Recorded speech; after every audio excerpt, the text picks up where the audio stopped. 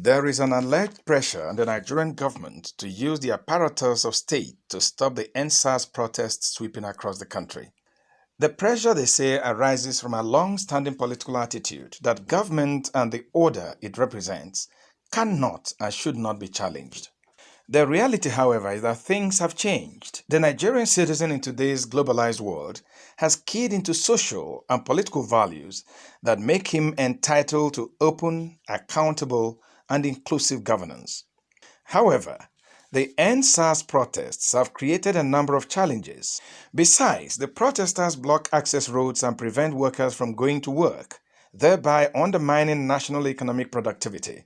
They also endanger the livelihood of the very poor Nigerians who depend on daily labor for their sustenance.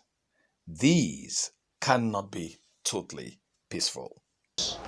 The protesters have the right to block the National Assembly to speak, to allow the National Assembly leader to come out and speak to them.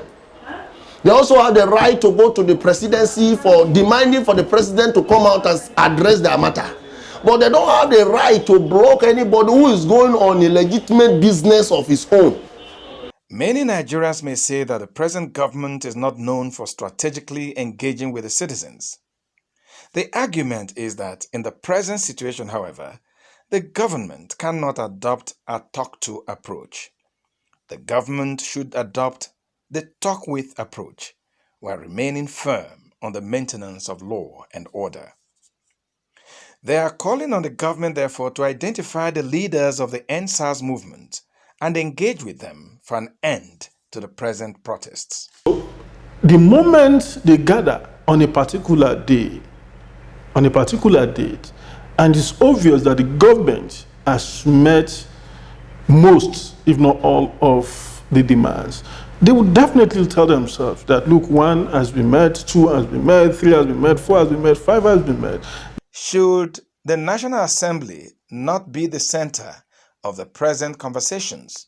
Being a citizen of this nature, Nigeria, they should have a means of resolving this issue, not only through protests, but to meet their leader from different constituency. Because one of the aim of this leader representing us in the parliament, that is the National Assembly, is to iron out our view from different constituencies. At present, the seeming lack of clear-cut leadership in the EndSARS movement may be dangerous, as interests that do not wish Nigeria well could seize the protests to create challenges for the country. At the same time, the military, which has issued statements which some consider unwarranted, should not be drawn into the present protests, which are civil and democratic. The role of the police is supposed to maintain law and order, ensure that the protesters are not being attacked by hoodlums like it's happening now. The military are only to be anticipatory, anticipating in the event of, in security management, you have to anticipate crisis to manage crisis. If you anticipate, you need to take it's only a proactive action now to warn. When you don't warn, you warn is just to put you in check.